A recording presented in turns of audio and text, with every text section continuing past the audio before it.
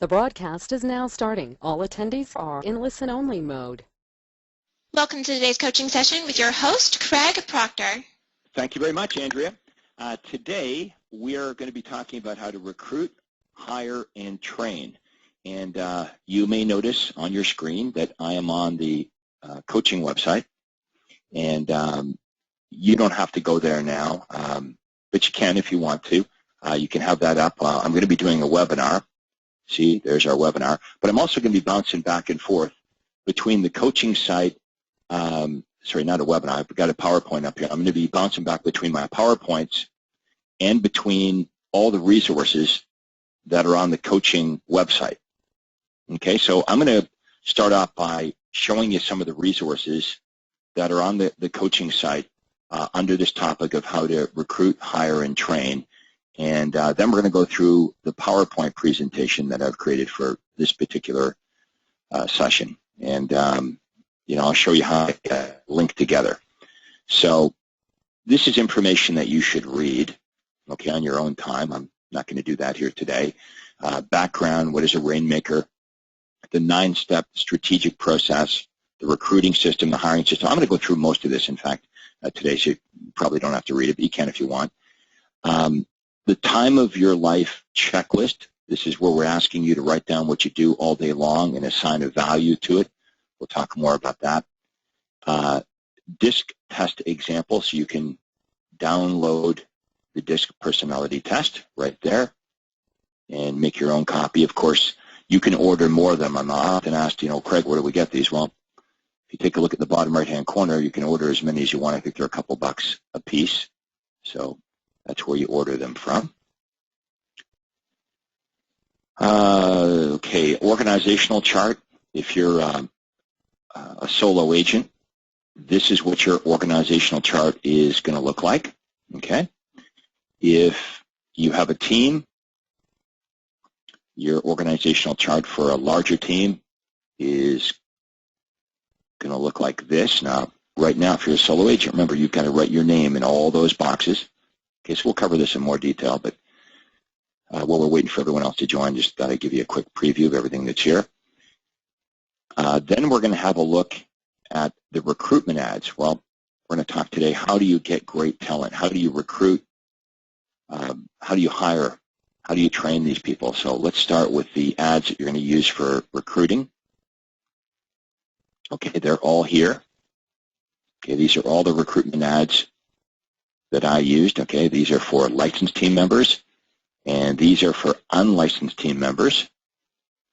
Okay, and then there's the scripts. You'll notice that they drive to a hotline. See, they drive to a hotline here, so you're going to need the hotline scripts. So I've included all of the hotline scripts, and the reason you want to drive the prospects to the hotline scripts is the hotline script, they'll do a lot of the sifting and sorting for you, so you can explain a lot about the opportunity right on the hotline script. People that are not interested will hang up, and you don't care about those. People that are interested will be asked to send you, fax in their resume or email you their resume, and we'll explain the entire interviewing and hiring process here today.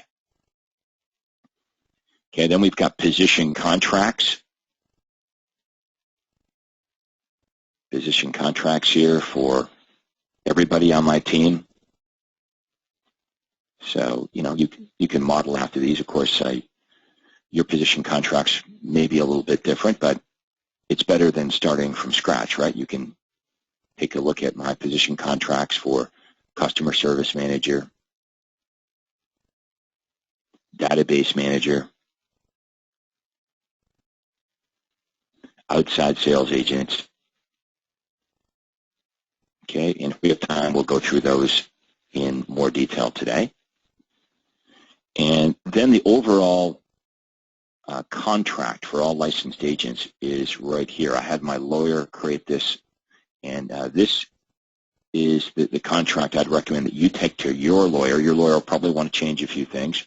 Why? Because they're a lawyer, and if they don't change a few things, well, it's hard to justify why they're charging you, right? So this is the actual contract for all my licensed agents. Again, if we have time, we'll go through that clause by clause. But I've got a lot to cover. on this particular webinar, so I'm just sensitive that we might run out of time. So I just want to show you everything here, and then we'll get to as much of it as we possibly can. We're trying to condense 20 years of my real estate career on recruiting, hiring, and training down to a couple hours. Now, this is really, really important. My wife and I wrote this book. It actually is a book. It says Team System Manual, but it is a book. Really, it's everything I know about recruiting, hiring, and training team members. And you'll notice that there's 110 pages here. Okay, so it's in this format, so it's easy for you to print this off. I would print this off and I would read it. It is really, really good, if I don't mind saying so myself. I'm biased, but it is really good. It's got a lot of great information. So today, what we're going to try to do is we're going to highlight what's in the book, what's in the Team System Manual. One more thing before we go to the PowerPoint presentation. This is really cool, and I don't know if you're even aware that it exists, but let's say that you run an ad for an outside sales agent. Okay, you run an ad for an outside sales agent, and a couple of resumes come in. What you could do is you could email all the prospective people that you may want to hire, you may interview. You could email them the DISC test, okay, and they can do the DISC test before they even meet with you. So just click on Send New Test. I'm logged in as James McDonald, you can see here today, but you type in their name, their first name, their last name, their email address. You can do that right now if you want. You can send it to yourself, and you're going to see that they're going to get the test, and you're going to explain how they can use it. So that's pretty convenient. You can actually send any people that you're considering hiring, anyone you're going to interview, the actual DISC task before you even invite them to come in and meet with you. Okay, so that's certainly an innovation. It's only available to people in my coaching program, so just want to make sure that you're aware of that. So go in there and email that to yourself. Now, down here in the bottom left-hand corner, I've done a lot of work with Michael Gerber, who I think highly of, I talk a lot about. And I did an interview many years ago with Michael Gerber. We actually had him on one of our coaching calls. And here's a seminar that Michael Gerber did in Montreal, Canada. He did this seminar in Montreal. And I guess because he was in Canada, he talked a lot about me. This is, what did I say, video? This is it's audio. I think it was audio taped, not videotaped. So this is an audio of this seminar that he did in Montreal. Okay, and he talks about me and how I started, the conversations I had with him. He talks about a lot of other people as well. But you want to listen to this. This is really, really good stuff. I've listened to these over and over again. I recommend that you do. If you haven't done that, you can download these. You can listen to them in your car, but this is really, really good stuff. Okay, so we're going to bounce back and forth between the coaching site and between the PowerPoint presentation that I've created here today.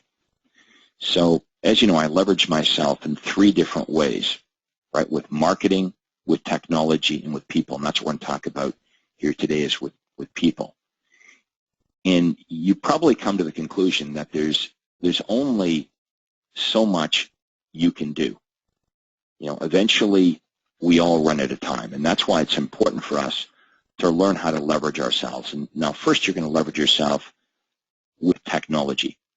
Okay, that's the starting point. Is let's leverage ourselves with technology before we run out and we hire anybody. Let's make sure we're super efficient with technology. But eventually, even doing that, even creating these systems for yourself, even getting yourself super organized, even using all the latest technology. You've got a contact management system. You've got the websites and the hotlines that are answering and sifting and sorting all the leads. You're doing everything you can to be efficient. But eventually, as your business grows, you're going to run out of time. Now, some of us handle it this way. We just keep trading more and more of our time for money. But you can see what's wrong with that is, you're working 60, 70 hours a week. You're giving up everything that's important in your life. And, you just can't do it at some point. Even giving up everything that's important to you, you still run out of time. So leverage buys time. You need time to implement all the ideas I give you here in the coaching program. And I hear that from members quite a bit. Say, Craig, I learn a lot, but I don't have time to implement. I'm not getting things implemented because you're busy being the technician. You're so busy doing what you do that you don't have time to implement any of these systems so you can be more efficient. So you have to make a decision that you're going to start to work on your business, not just be consumed by working in your business. And if you can take some time away from being the technician and instead be the entrepreneur and implement some of what we're going to talk about here today, I promise you, your business will get better. And what do I mean by getting better? Well, hiring the right people at the right time, doing the right things, means two things will happen in your business. You'll make way more money and you'll work less. And, as you hire additional people, you'll make even more money and work less. And you hire additional people, remember, doing the right things. They've got to be the right people doing the right things, but you'll continue down that pathway of making more and doing less. We've all heard that old saying, right? The more you make, the less you do. Well, done properly, yes. Okay, so you start with marketing. Okay, that's what we start you off with at the super conference in the coaching program. We get you out of chasing prospects. We show you the science behind direct response marketing. Okay, we teach you how to reverse the prospecting process. So buyers and sellers are now chasing you. So no longer should you have to spend an enormous amount of time prospecting. Instead, you should be able to spend this newfound time, since you're not out there knocking on doors and cold calling, you should be able to invest that time on implementing these ideas, these concepts and methodologies that we teach you in the program. Okay, so the next step, of course, is technology, as I just mentioned.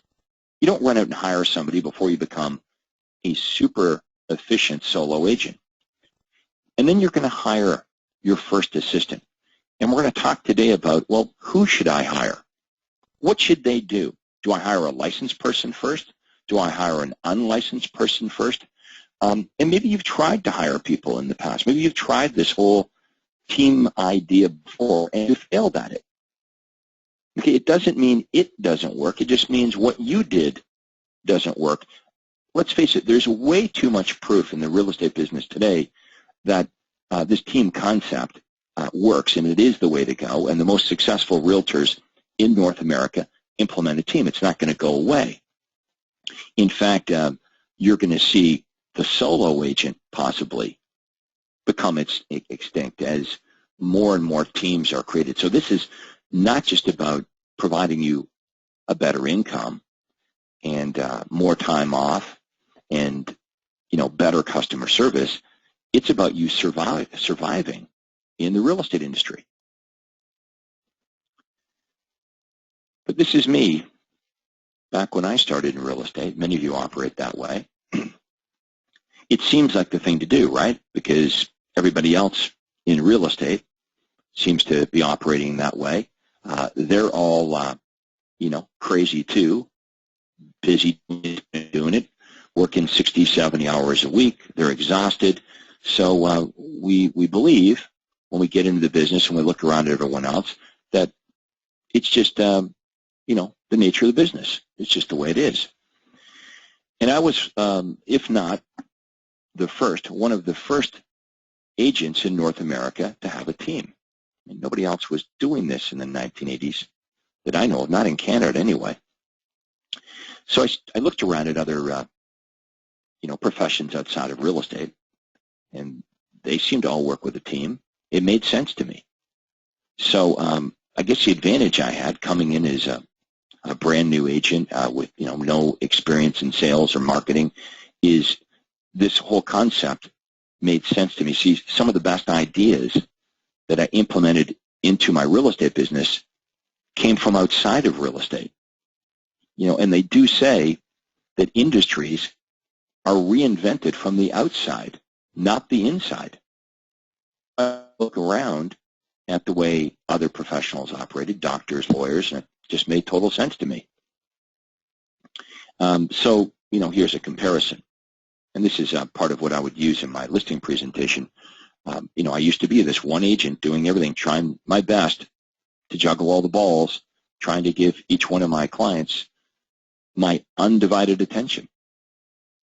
But as you can see here, I was completely divided amongst all the tasks I had to perform. So, you can hire me. This is me talking to a seller. You can hire me and my entire team for the same price as hiring a solo agent. Who do you think can provide you better service? Well, just makes sense, right? And you might want to use some analogies when you're talking to a seller. How does your doctor operate? Do they work by themselves? How does your lawyer operate? What about an airline pilot? Are they, if you looked out the window and they were gassing up the plane or loading the luggage or serving 3,000 feet, you would be concerned. The pilot does what matters. The pilot focuses on the activities that change the outcome, and that's what we're asking you to do now as a real estate professional. See, I realized very early in my career that there's all of these things that need to be done. So how could you have time to do all of these things? And how could you possibly be good at all of this? And the answer is you can't. So what I want you focused on is this position here, being the rainmaker. If you want to make maximum dollars per hour, you've really got to carefully analyze how you're spending your time. We talk about time management. Well, you can't manage time. All you can manage are your activities. And the real estate agents that I know that make the most amount of money are very, very particular on how they spend their time. They don't allow people to waste their time. So, we come up with this whole concept of the rainmaker theory. Well, who is a rainmaker? What does a rainmaker do? A rainmaker does only what matters. A rainmaker is involved in only activities where he or she can change the outcome. But, somebody's got to be the office manager. Well, there's only you. You got to write your name in there. You're also the buyer's agent, the telemarketer, the closing coordinator, the computer database person, the listing coordinator, the service coordinator. Now, you can hire people to take care of all of these activities for way less than what you're worth per hour. Every time you run out the door to take a picture of a house, to get a key cut, to deliver feature sheets, you're really saying, I'm worth, $10 an hour. And if you want to make the big bucks, you've got to draw a line in the sand, and you've got to insulate yourself from all of these things. And I know right now, you think you have to do these things. And that's the technician in us. The technician is consumed with being busy. Think about this. We're brought up by our parents through the school system, the education system, to be doers. Your parents would say, go clean your room. Go get busy. In school, study for a test, take a test, study for another test, take a test. We are programmed, since we're children, to be doers. And what I'm asking you today to do is to become a thinker. The power is in thought. The power is in thinking about what needs to be done, not out there doing it. Okay, the power is in thought.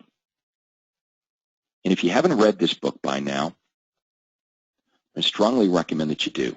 This book completely changed the way I thought about my real estate business, why most small businesses don't work and what to do about it. And Michael Gerber, it's almost like you feel like he's talking to you. If you don't have time to read the book or you don't like to read, then just go back here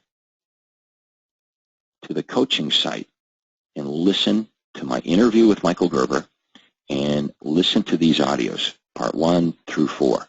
They're very, very good. Okay? I recommend you do both. Read the book and listen to the audio. Hey, heck, you're in your car all the time anyway. Instead of listening to talk radio, this is what the kind of stuff you should be listening to.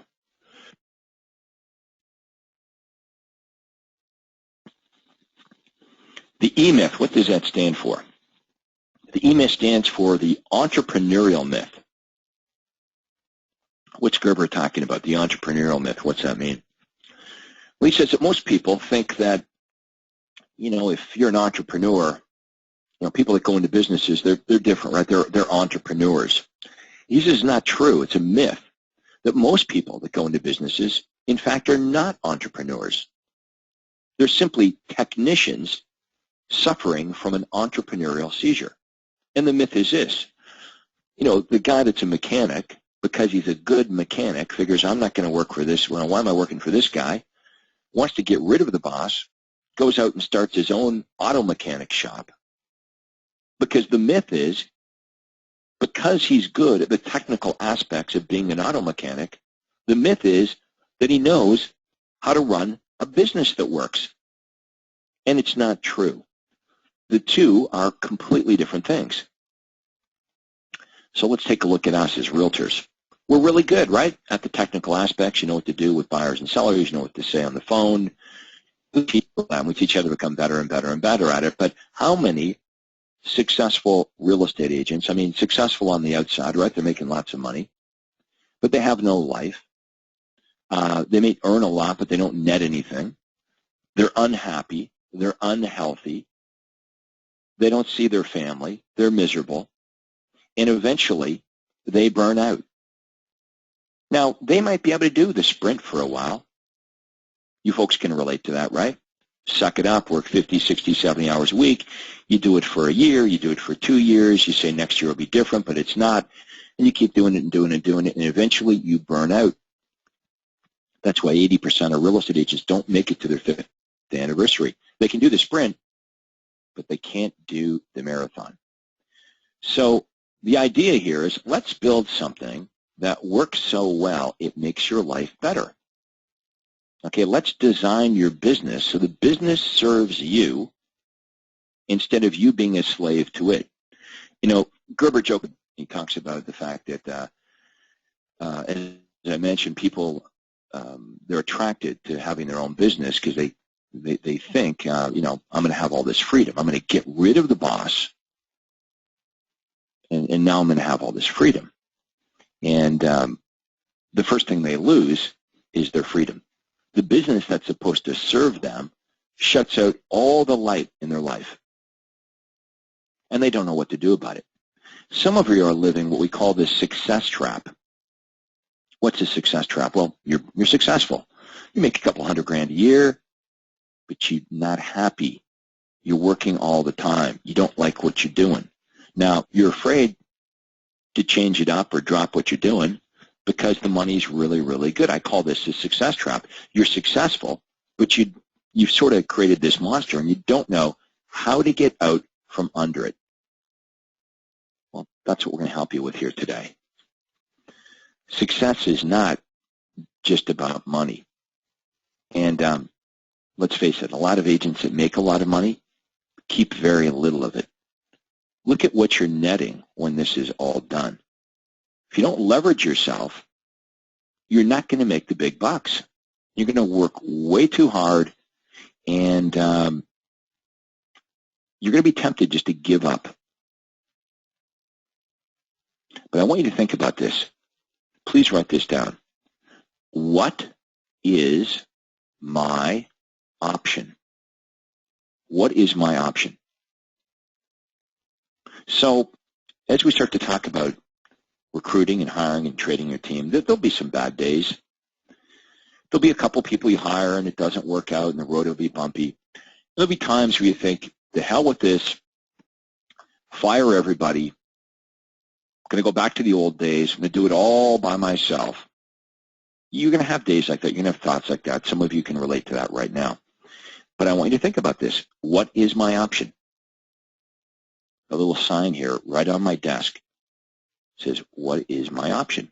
And every time I had a bad day and I'm thinking, oh, this is just so tough to recruit and hire and train people and make it work, I thought, well, what's my option?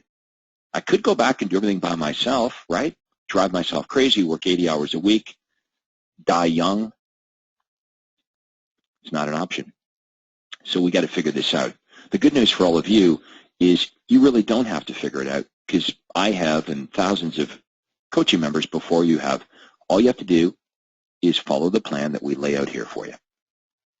So Gerber says in his book, 3 personalities: the entrepreneur, the manager, and the technician.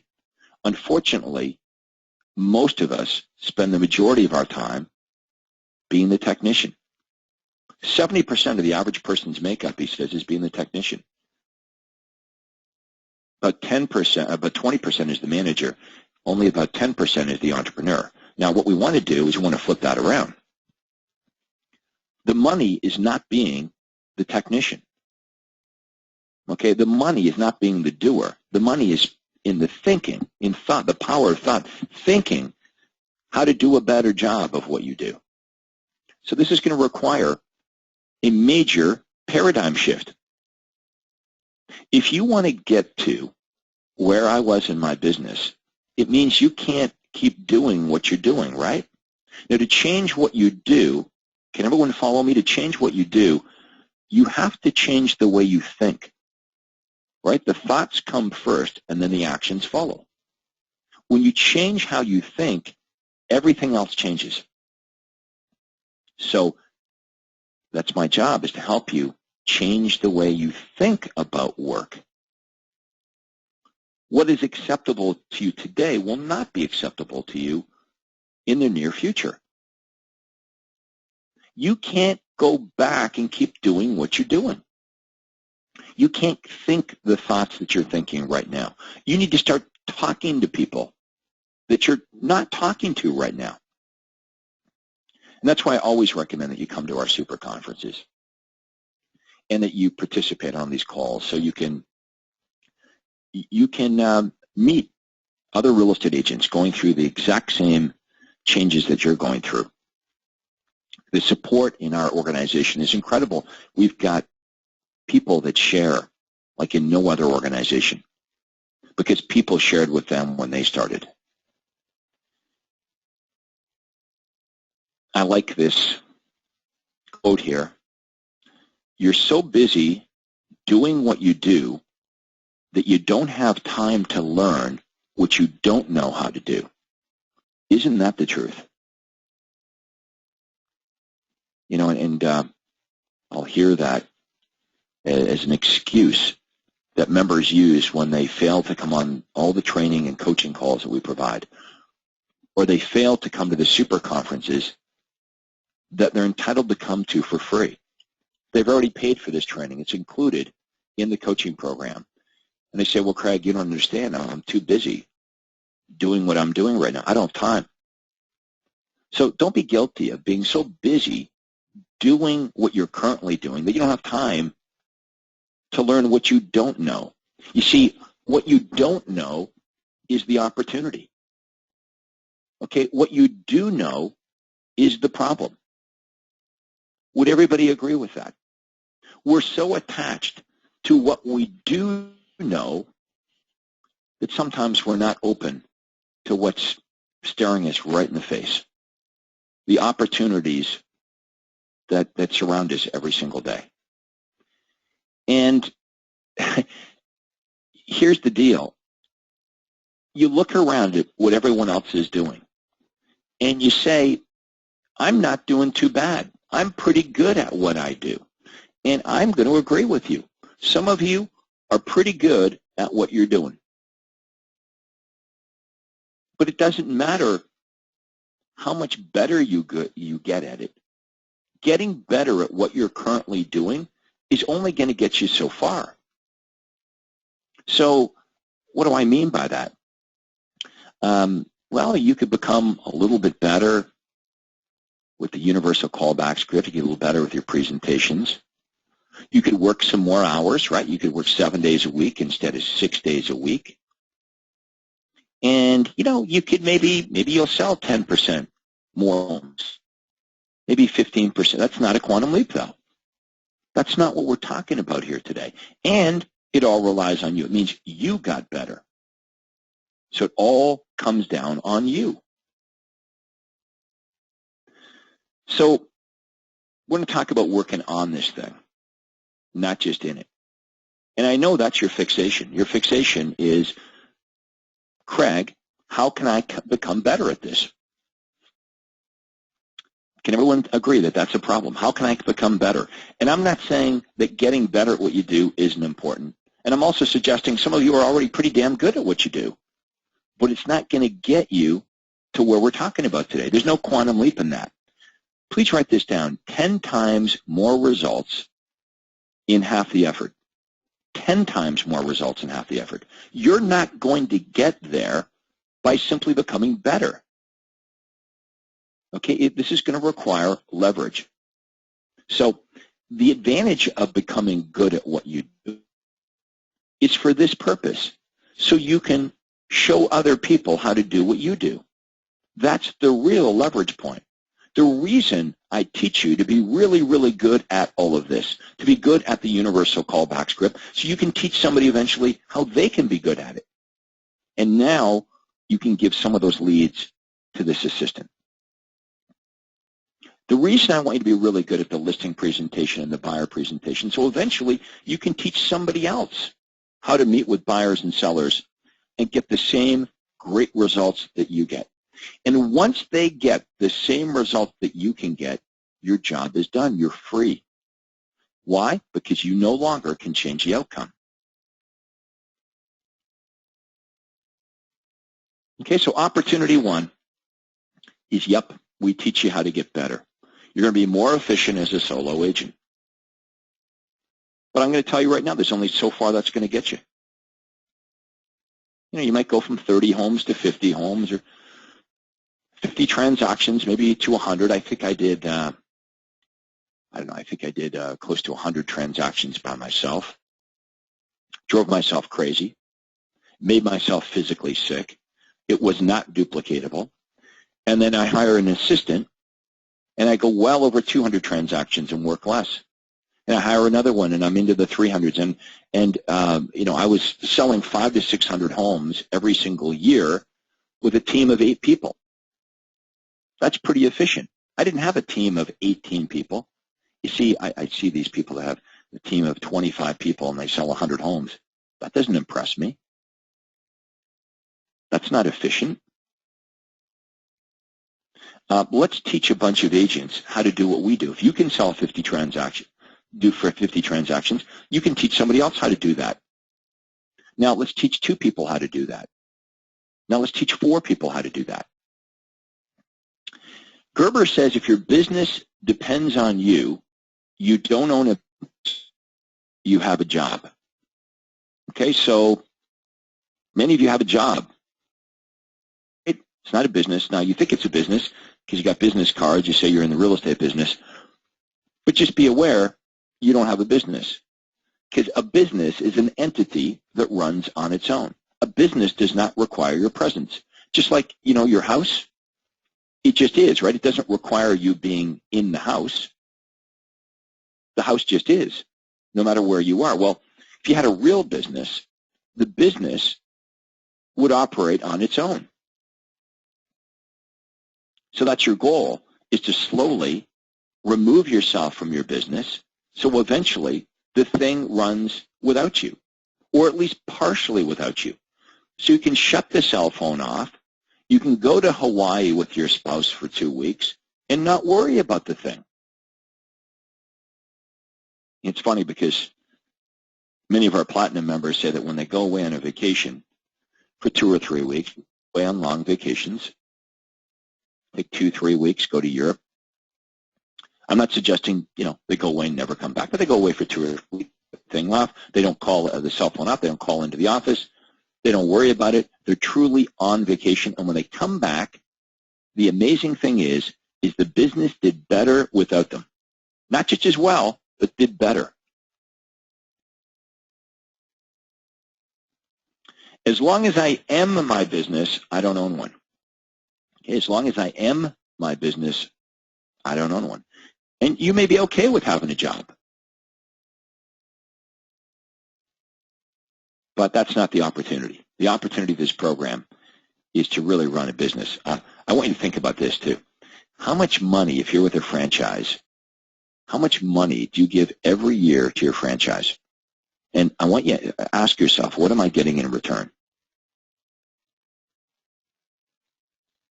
You see, the real definition of a franchise is a proprietary way of doing things. When you buy a franchise or you're involved with a franchise, and most of you are, what they're supposed to provide you is a proprietary way of doing something. So, if you bought a McDonald's franchise, they have proprietary systems, ways of doing everything. Does your franchise provide you a proprietary way of selling real estate? I don't think so. I think, you pretty much do it the same as all the other franchises. So what does a franchise in real estate really mean? It's a brand. It's a logo. It's colors. See, what we're offering you here with this program is we're offering you proprietary ways of doing things. Okay, I offer you my lead generation system. I have a very specific proprietary way of generating leads. It doesn't involve cold calling or door knocking or chasing prospects. Then I've given you my system for converting the leads. The script.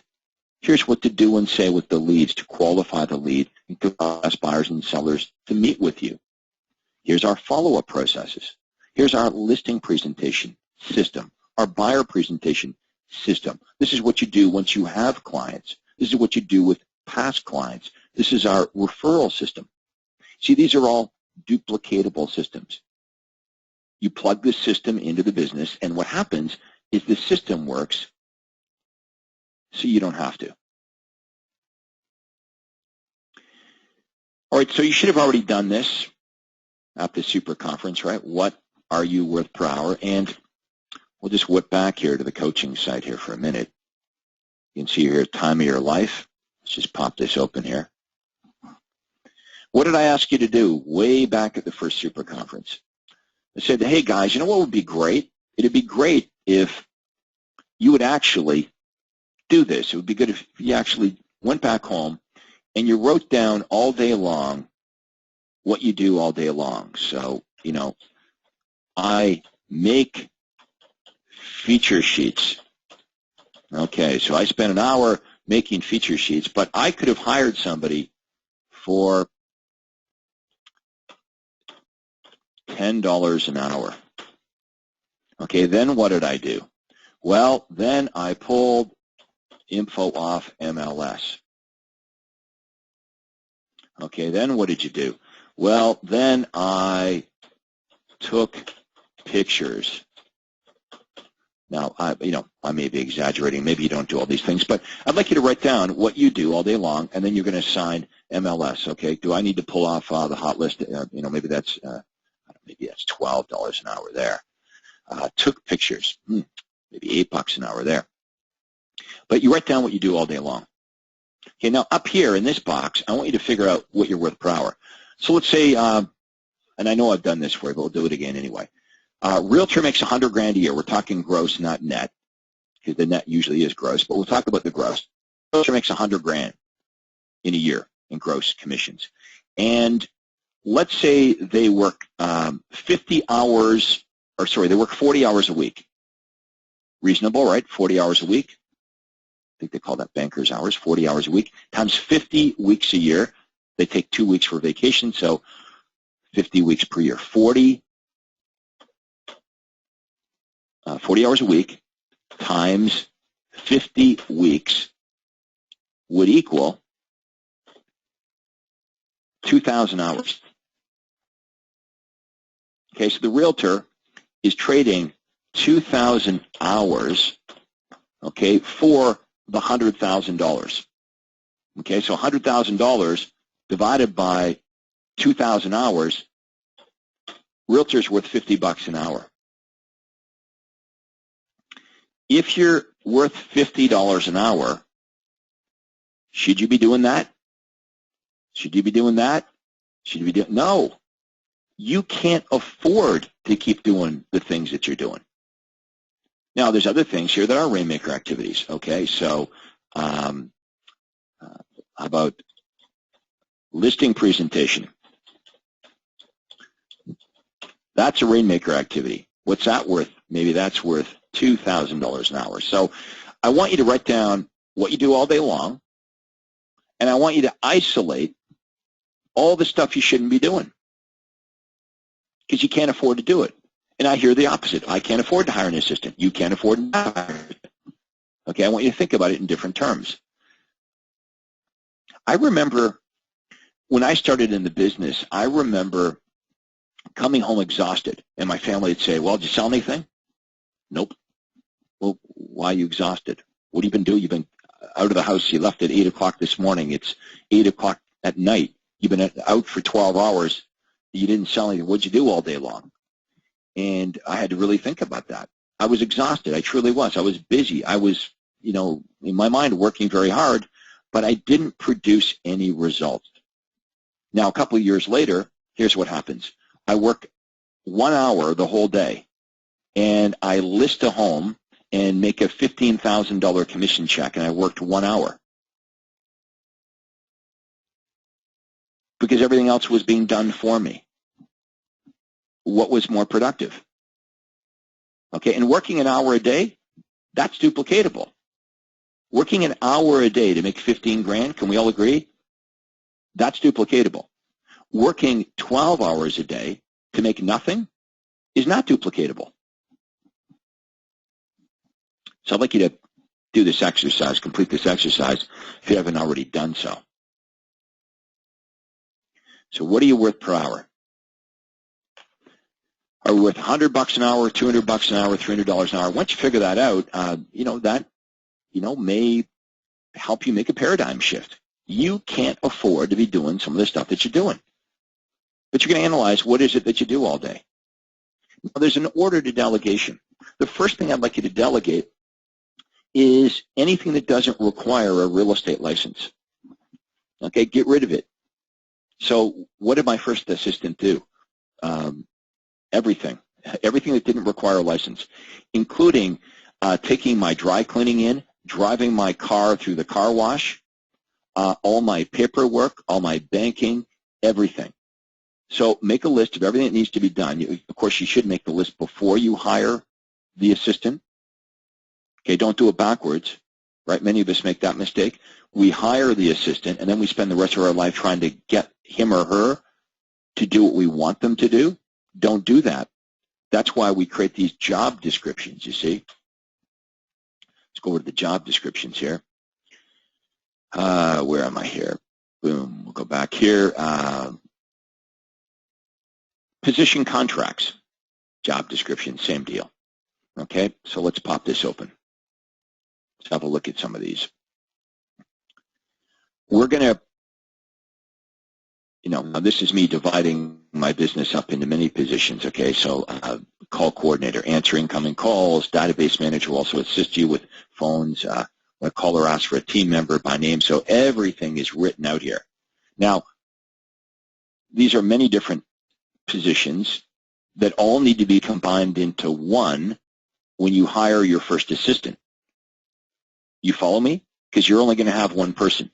You're not going to have, we're not asking you to run out and hire 2 or 3 or whatever. You're going to hire one admin person, and it's real easy at that point, right? If it requires a real estate license, that's you. You're doing that. But does it require a real estate license? It goes to your admin person. This next person you're going to hire is a buyer agent. You're going to throw off all the unlicensed duties to the admin person. You're going to throw the buyers to the buyer agent, and you're going to hog the listings. Why? Because you've got better leverage with listings. When you have listings, everyone on MLS is working for you. Now, let me say this. When I threw off the buyers to my first assistant, if it was a buy first client, somebody that wanted to buy a home first, I would give that buyer to my assistant, Lindy, and Lindy would show them houses, and once they found a house that they wanted to buy and they were ready to list their home, I would hog the listing. I would pull the listing away from her, and that was clear to her from the onset. Okay, and you may want to, so anything to do with listings, I hogged all the listings. After a while, though, I realized, well, that was kind of silly. With these buy first clients that I give to Lindy, and she runs them all over town, and she finally finds them a home, and they're ready to list their home. Lindy was getting the same result. Like, she was very good with converting the buyers. I already had enough listings to work on. I decided, well, let's try Lindy out on listings. Heck, she's already got a relationship with these buyers. She's been working with them for weeks or months. She's gained their trust. She's sold them a home. Why don't I just have her carry on and list the home as well? So I taught her my listing presentation. And then as she proved herself, I started giving her listings, even people that weren't buying first, even people that weren't buying at all. Again, you're going to do this slowly over time. But start by delegating the buyers, you hog the listings, and then eventually we get down here to step number 4. You can teach other agents how to work with sellers. You can teach them the listing presentation. Teach them how to be as good as you are. Remember, once they're as good as you are, what's the Rainmaker theory say? Get out of there. You can't change the outcome anymore. Now, I did also delegate the offer negotiations. Now, this will really stretch your paradigm because many of you will think, well, there's no way that I could do this. So let me explain what I did, and I'm just preparing you. You're going to reject this idea, but I'm just saying it's the truth. You can ask anyone here in my marketplace. When I listed a house and the offer came in, I didn't negotiate the offer. Okay, the seller saw me at best only at the time I listed the property, but in many cases not at all because I sent one of my other agents. Now, let's say that I showed up for the listing appointment because I would cherry pick the best appointments, and you should do that too. You're not just going to start off by delegating all the buyers and sellers. Maybe you want to cherry pick the best buyers and the best sellers and hand off the rest. Heck, it's your business, right? It's your prerogative. You've got the right to do that. But eventually you'll get to the point where, you don't need to go work with any buyers or sellers. I mean, I got to the point where if it was my relative, my uncle, my aunt, I would delegate it out. If my aunt called saying, I want to list my house, okay, because I couldn't change the outcome. I can't afford to be involved in activities where I can't change the outcome. I want you to think of the concept of opportunity cost. Whenever you're doing something, it means you're not doing something else. Okay, so when you're out listing a house, it means you're not working on marketing, perhaps, that could cause you to list 50 houses. So there's opportunity cost. We've got to be very careful on how we invest our time. So at the listing presentation, I would explain to the seller that one of the benefits of listing with me is when an offer comes in, you're going to have access to my professional negotiator. And they're really good at this. This is all they do all day long. They negotiate the contracts for my clients, for buyers and sellers. And indeed, when an offer came in, my professional negotiator would go in and handle all the contract negotiations. The only time I would get involved is if I had to change the outcome. And I know many of you are saying, well, this Craig, great idea, but not for me, because my sellers would never go for that. Well, that's exactly what I used to think. I didn't think that the buyers would not working with me. I didn't think that the sellers would accept having one of my team members show up and take care of them versus me. Now, the last thing here, notice, that I delegate is the follow-up calls. Okay, everybody see, this is the last thing that we delegate. Not the first thing. Okay? Here's what most of you do. You take that up here, follow-up calls. Okay? You delegate that first. But that's not what you want to do. Okay? That's the last thing you delegate, because you can make more money on the phone making the calls than going out on the appointments. Does everybody get that? This is such a hard paradigm to break through. I want you to really think about this. Remember, this was my business, and I could choose to spend my time however I wanted. I could choose to spend my time doing all the admin duties. But you all buy into that in a heartbeat, don't you? Well, you'd say, Craig, well, that would be dumb. I could have spent my time with the buyers. I could have spent my time out there negotiating offers. But you know the truth. It doesn't really change the outcome in most cases, right?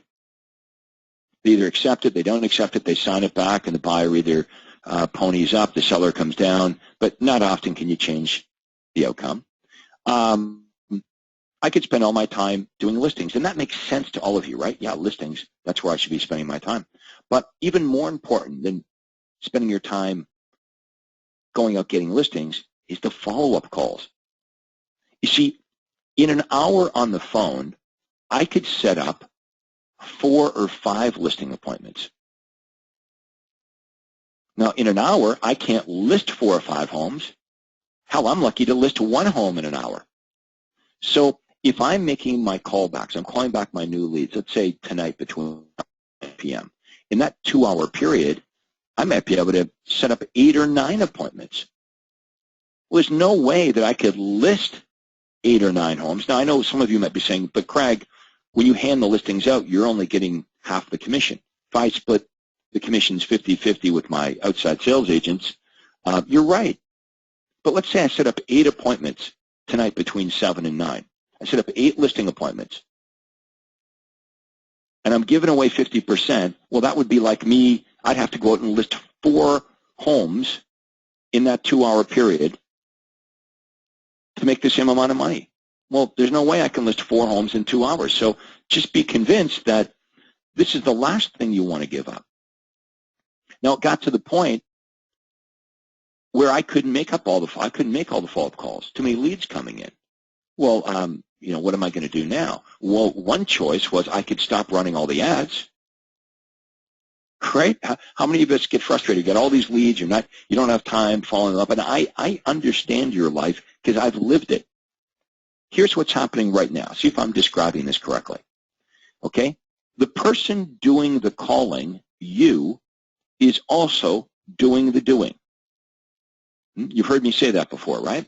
So here you are, you're disciplined, you're calling back the leads, and you're good at it. You're using the universal callback script, you're pretty good at it, and now you're making appointments. So you book a buyer appointment, you book a listing appointment, maybe you're giving away the buyer appointments, but you're going out on the listing appointments yourself. So now you're out in all these listing appointments because you're good at making the follow-up calls. You're out in all these listing appointments, but because you're out in all these listing appointments, guess what happens? The leads don't get called. You fall behind. And I'm just saying that's what's going to happen. It's the natural progression. The person doing the calling is also doing the doing. The better you get at lead generation and the better you get at actually following up with the leads, you're going to book so many appointments that at some point you won't be able to call back the leads. And that's pretty frustrating, right? Because you finally get around to calling back the leads. They're like 2 weeks old now, and the seller says to you, oh, it's too bad you didn't call me yesterday because I just listed my house. So at some point, you're going to be forced to delegate more of the listings. Or you can make the mistake of delegating the follow-up calls. So many of you make that mistake, right? You do this.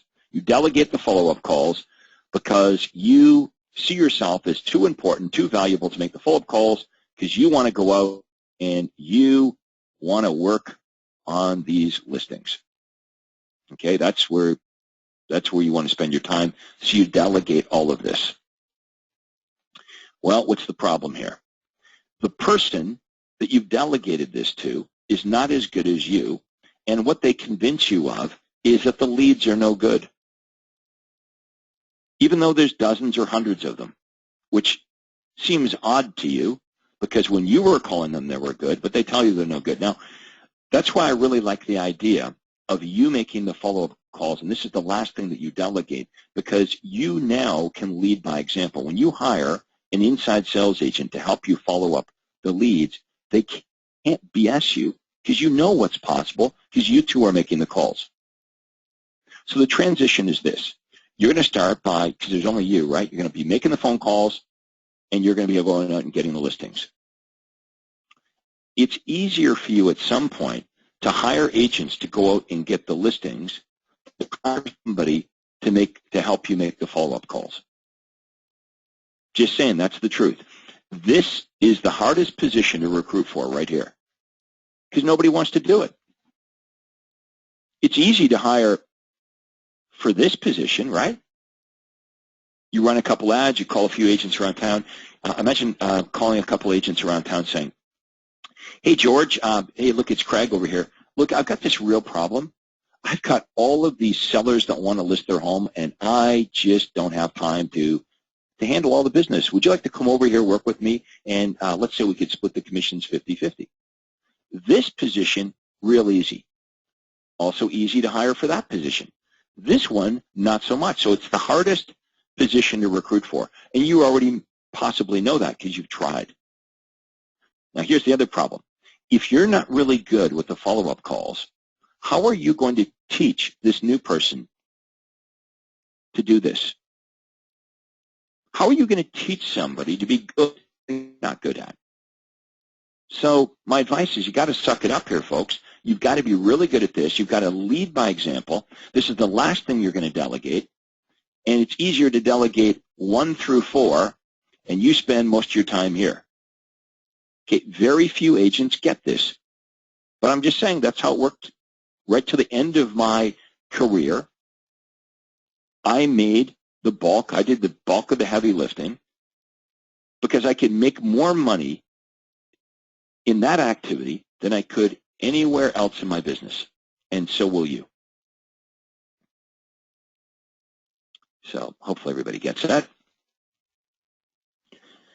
The pathway to freedom is not becoming an expert at what you do. What does that mean?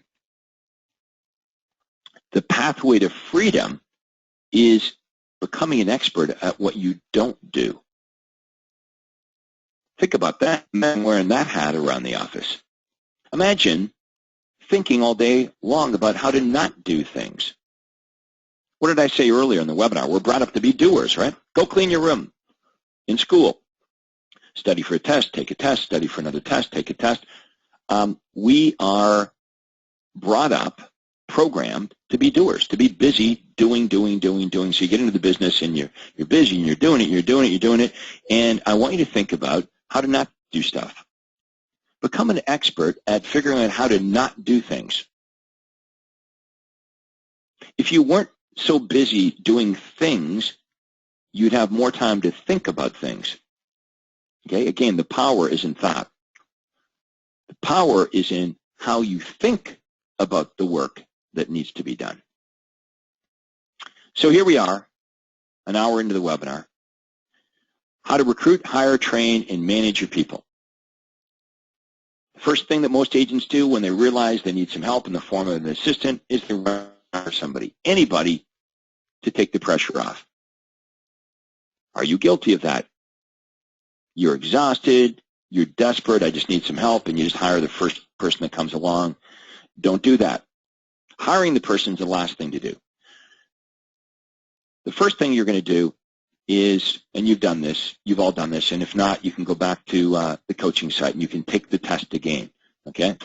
Let's go back to the coaching site, and boom, where's the test? Right here. You can email it to yourself, send new test, boom, put in your name. You can email it to yourself. You can email it to anyone you want to hire. It's that easy. Okay, if you want to understand the test once you score the test, what do we got here? Someone here, profiles right here. Check this out. This will tell you all about the test. Okay, you score the test. You've all done this, right? But here it is, high D personality. Let's go down to 100% here. Okay, high D, high I, high S, high C, tells you everything about this, but I won't bore you with all that. You can read that later. But you're going to take the test. Okay, that's step number one. Step number two, define your rainmaker role.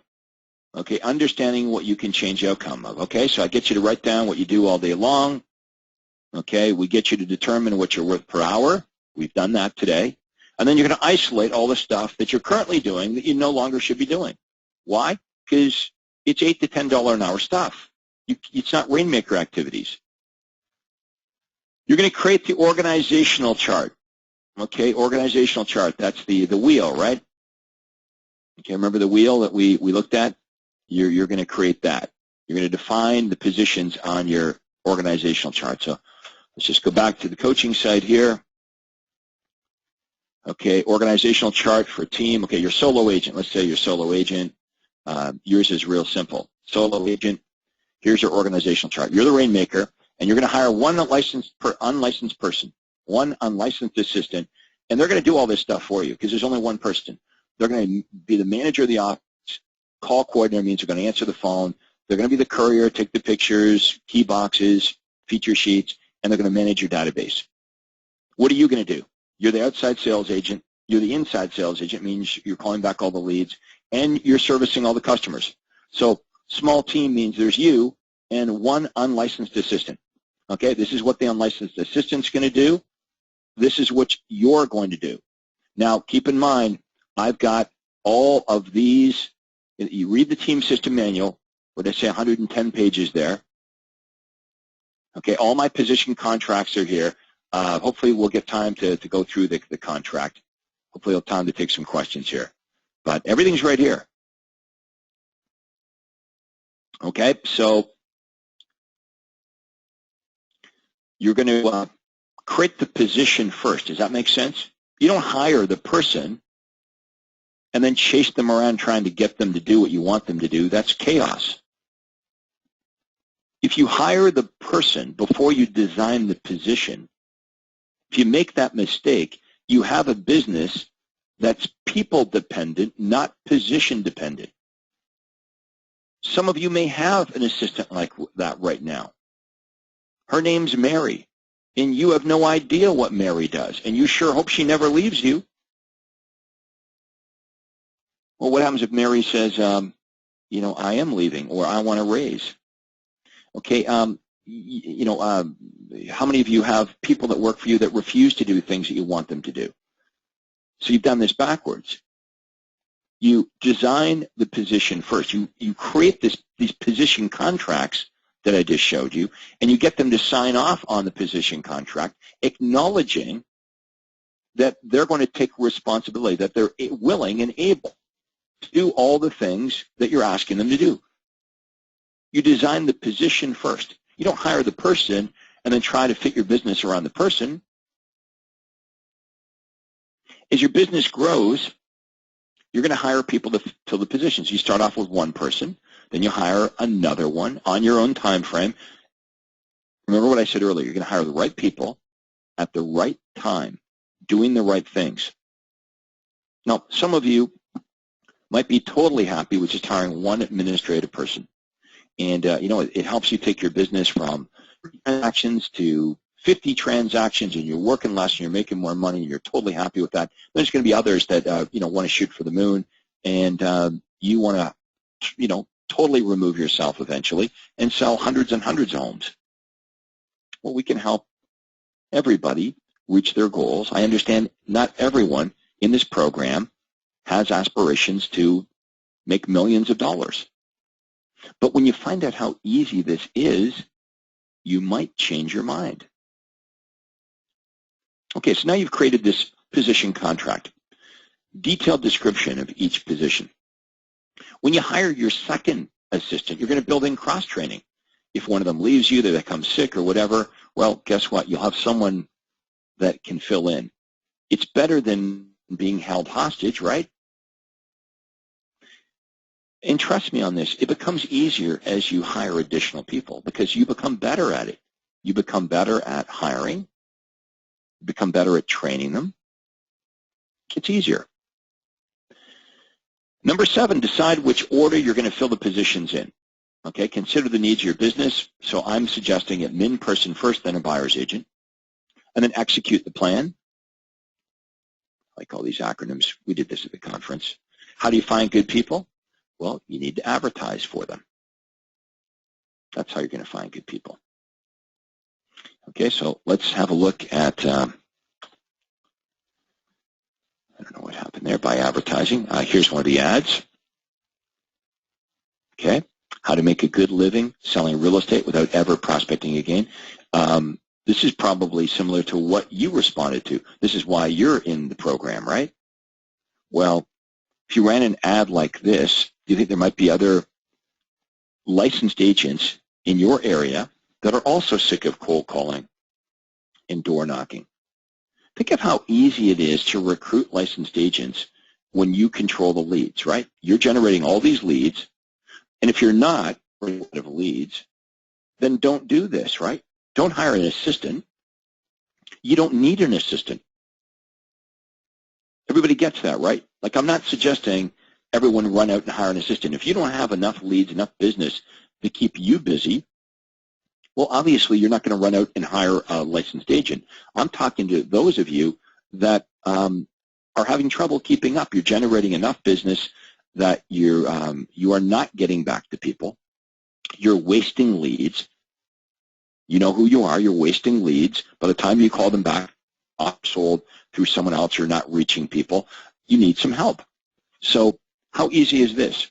Hey, George, Craig Proctor here with RE/MAX. You responded to my ad, and I want to tell you a little bit about the position. In fact, you'll notice here, as I mentioned earlier, there's an 800 number with this script.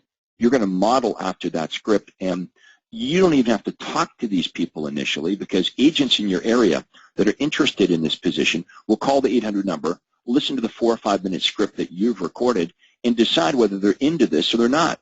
They're not interested, they hang up. Good. You don't have to waste your time with them. And you also don't have to waste 4 or 5 minutes with every candidate explaining the same old spiel over and over and over again. Let the robot do that. Let the hotline describe the position. At the end of it, people that are interested are told to fax or email their resume to you. Those are the people that you're going to be interested in.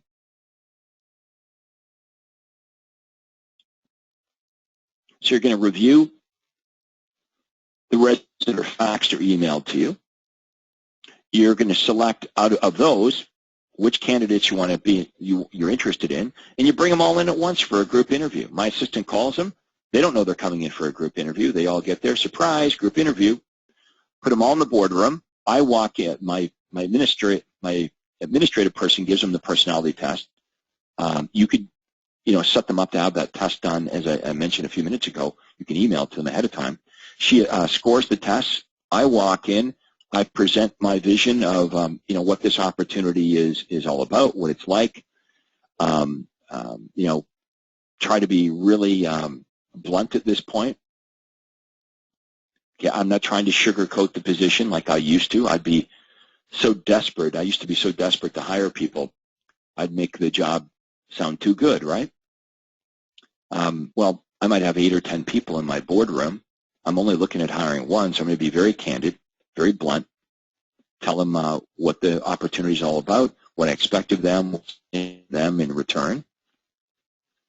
They're going to fill out a little, they're going to fill out a form on the way out that indicates whether, based on what they've heard, whether they want to be considered for the interview or not. And all of these forms, by the way, you're going to find them over here. You're going to find them right here in the team system manual. I don't know what page it's on. Probably is an index, but we're giving you everything here you need. Let's see if I can find that, for example, here. Probably can't. I looked at it last night and it's there. Let's just see if we quickly go through this. Putting quite a bit of pressure on myself right now. Let's see. contracts. There's the ads. There's the scripts. These are good too. These are weekly performance charts that you folks can knock off. Okay, I've obviously passed it here. Let's see if we can find this. You guys don't mind while I talk to myself? Okay. That's management. Okay, I think we're coming up to it here. Right here. Interview acknowledgement. I wish to be considered for the next stage of this interview. They check off yes or no. And if they check off no, we ask them a few more questions. I do not wish to proceed further. Well, we want to find out, why. Please indicate why. The duties and responsibilities position as described are somewhat different than I anticipated. I'm overqualified, blah, blah, blah. So anyway, who are we going to pay attention to? Okay, we're going to pay attention to the people that checked off yes. Okay, then we can bring those people back for a private second interview.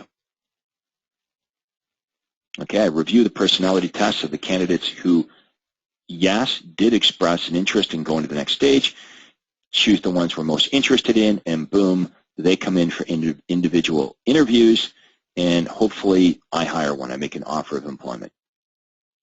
Okay, so that's a system that all of you can duplicate. Now, these are the personality types that you're looking for. I want to hire an admin person. I want an S or C personality. However, if I'm hiring, a buyer's agent or a listing agent, I want someone with high I plus lots of D. I want some D there because if they just have I, they may not have enough D to close. Training. Look, this should be easy for you to train them because you're already good at these things, right? So they're just going to follow you around, shadow program, right? Administrative stuff, you're already doing it now. You just show them how you do what you do. When you hire buyers, they follow you around and they listen to you as you speak to and work with buyers. Same thing with when you hire somebody to help you with listings. It's a shadow program. They follow you around. They listen to what you say and what you do. They watch very carefully for a couple weeks, and then you follow them around for a couple weeks to make sure they've got it. And once they've got it, you're free. I like this here. Time spent, oops, what did I do there? Time spent training the first time around is time well invested in your future. Don't think I don't have time to train. This is the ball game here. You see, there's no leverage in hiring people that fail and then going out again and running ads and hiring them and spending kind of, training them halfway, and then it doesn't work out and people stay for 6 months or a year or two. There's no leverage in that. Look at my team. My people stayed forever. They're still there now, some of them. Carol's still there. Kelvin's still there. The people that were on my team are still there today. I mean, we're talking 18, 20 years later. They're still doing it, exactly what I trained them to do. So that's the leverage, is finding good people and keeping them so they stay. So you're going to create a training manual. You're going to do weekly team meetings with them. Every Monday, I did a team meeting every Monday morning. You've got to constantly be teaching them the system and refining it. Okay, or they'll forget. The meeting should be fun. Okay, we talk about all our new listings, our buyers, and I iterate a different aspect of this system. Every single meeting. We might talk about the listing presentation one meeting, the buyer presentation, the universal follow-up script. We're going to look at some of the customer surveys that came in. Here's some people that love this. What did we do right here? Here's some people that weren't happy. What did we do wrong? Why? So we can fix our system, make tweaks to it, so we have more happy or not happy. What do we want? We want people that are ecstatic, thrilled with our service. Okay, when we have people that are thrilled, I call this extreme praise. When we have these people that are extremely happy, we do an autopsy during these meetings to find out, why does this person love us so much? so we can duplicate it. Let's figure out what we did that was so right here and figure out how we can duplicate it over and over and over again. And when we've got somebody that wasn't so happy with us, let's figure out what we did wrong here so it never happens again. A mistake is only a mistake if you don't learn from it. And then finally, the role of manager need not be time-consuming. And we talked about management by exception. So the position contract, remember, we're going to write out everything that this person's going to do for us. At the bottom of the position contract, I want you to write in there that if there's anything that you're unable or unwilling to do, you're going to report that in the form of an exception report. That way you're only stepping in and dealing with the exceptions. You've got to empower your people. You've got to believe these people are good people and they're going to do a good job. And you've really got to truly delegate responsibility. You can't abdicate responsibility. How many of you are guilty of this? You delegate the work, but you don't really ever delegate it because now that you've hired this new person, you're doing all the stuff that you're doing, plus you're spending an enormous amount of time looking over their shoulder. Empower them.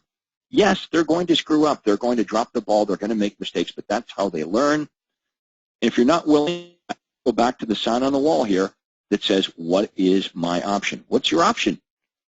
Yeah, you can continue to be a control freak and keep doing what you're doing, growing older. Or you can be willing to set your people free, give them the responsibility, really truly delegate these activities, and manage by exception. So you're only managing what they're not able to do.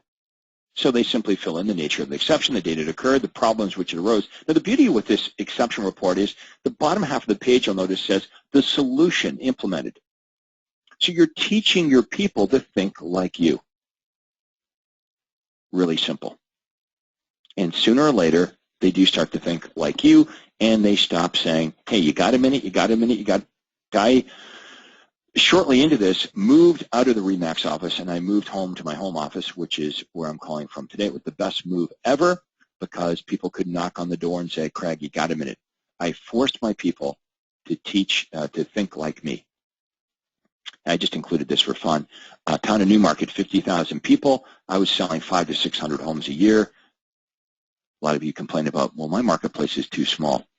There's my first office. What's that? Maybe 5 feet wide by 12 feet long. That's where it all started. So, probably have some questions, and we're running out of time. But I hope you've enjoyed our webinar here today. Let's go back to Andrea, and we'll take a few questions.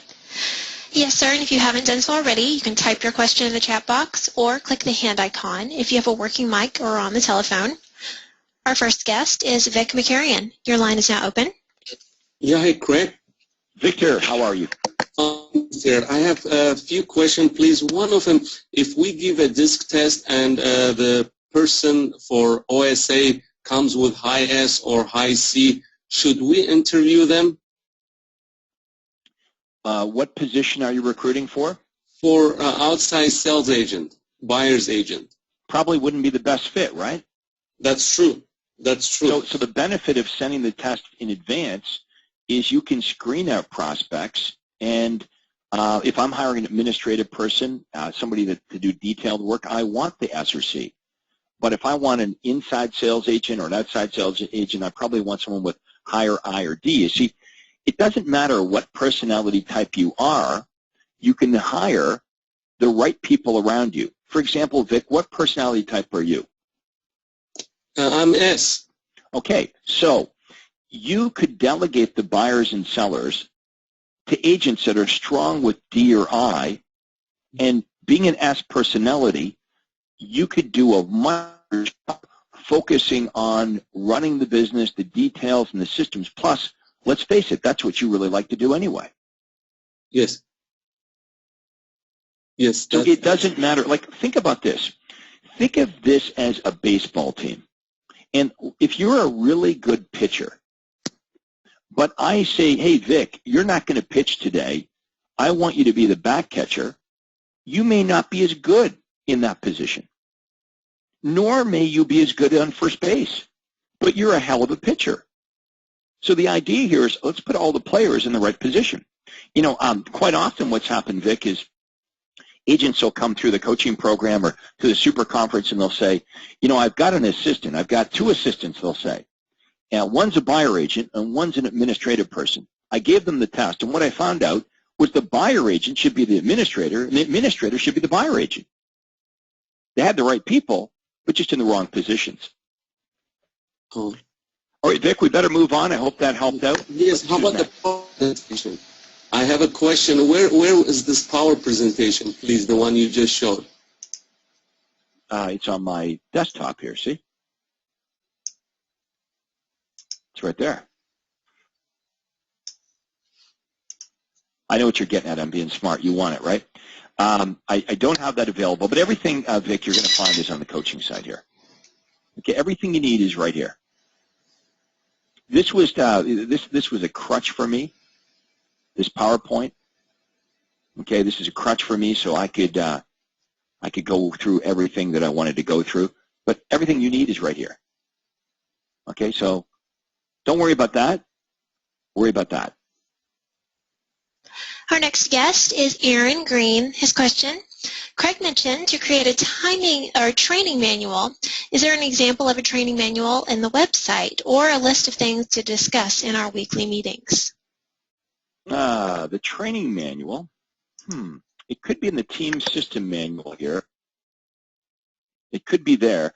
That's a good question. Check the team system manual. If it's not there, I'll have to check my office and see if we've got maybe a paperback version of this. The second question was what to discuss during the weekly meetings. Oh, well, I would discuss, as I suggested a minute ago, your new listings, your new buyers, and you're going to teach them a different aspect of the system. You're going to talk about you should be surveying all your clients and you should be reviewing their surveys. See, the idea of sending out a survey is that we might actually want to do something with the information that we glean from the survey.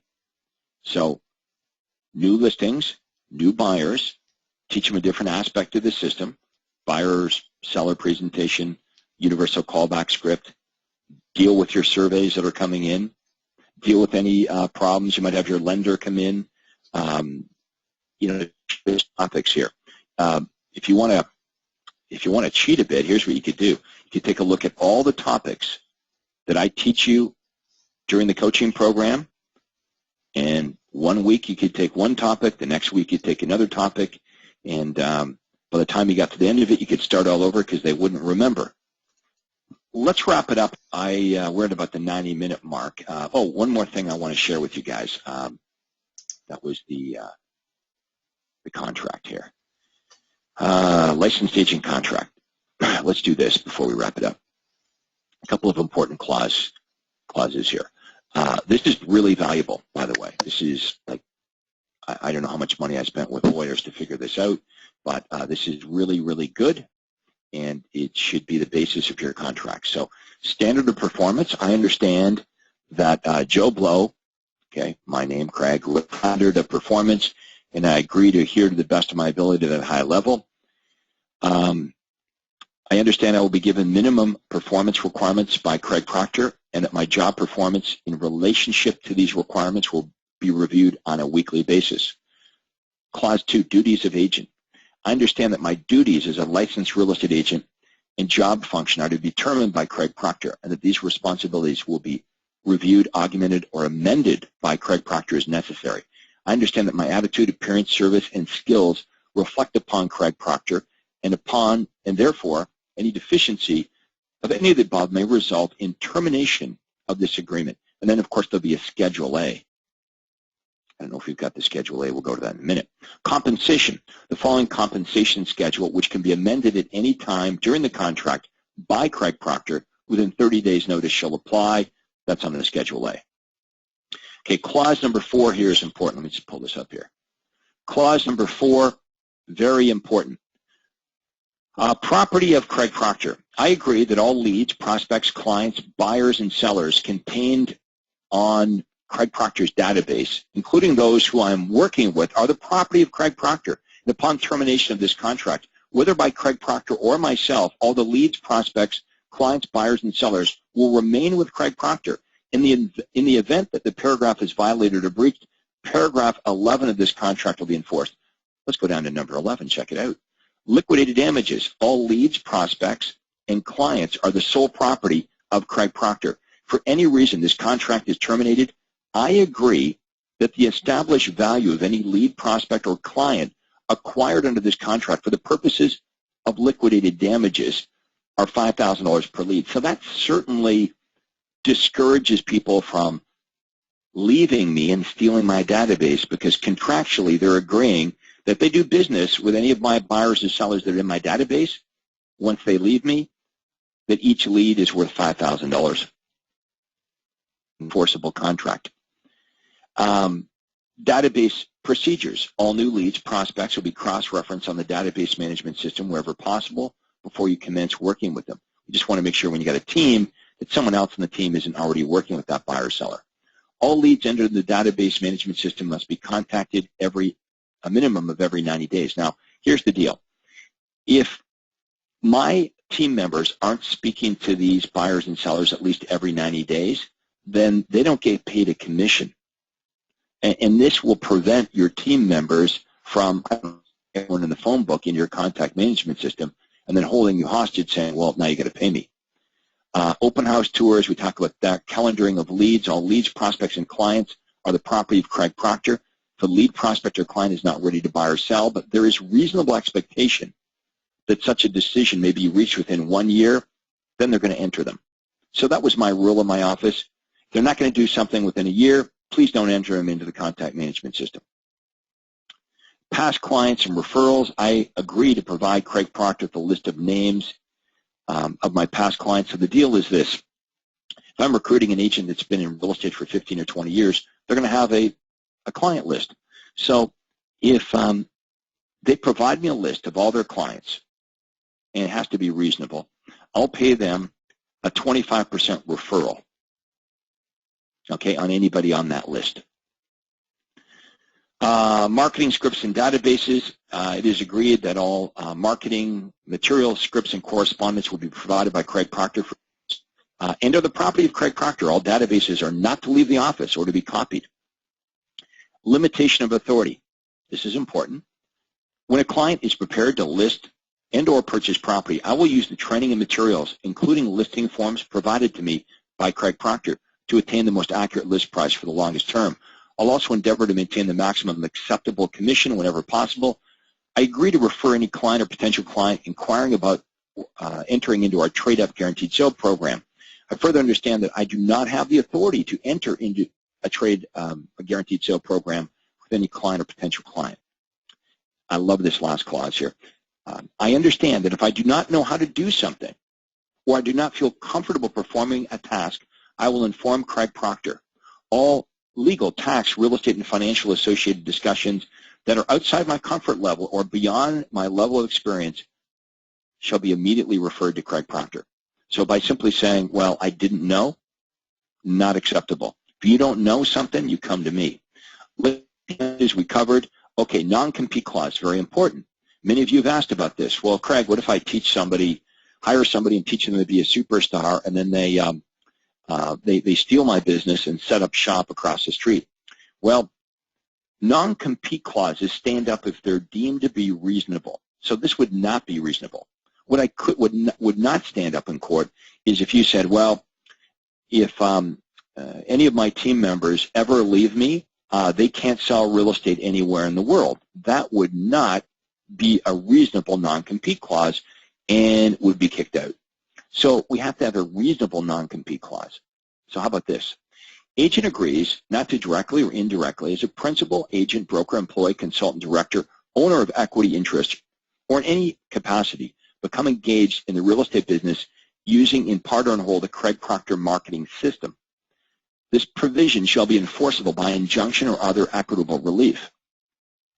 In the event of any provision shall be held invalid or enforceable. The remainder of this paragraph shall continue in full force and effect as such invalid. Now, you could put also a geographical area here within 5 miles, 10 miles. This is where you're going to talk to your lawyer. You're going to make this as tight as you can without making it too restrictive that it's not enforceable. Expenses, basically I cover all the advertising expenses, but they have to cover you know, their cell phone, their license. They have to pay for all their own, you know, keeping their real estate license valid.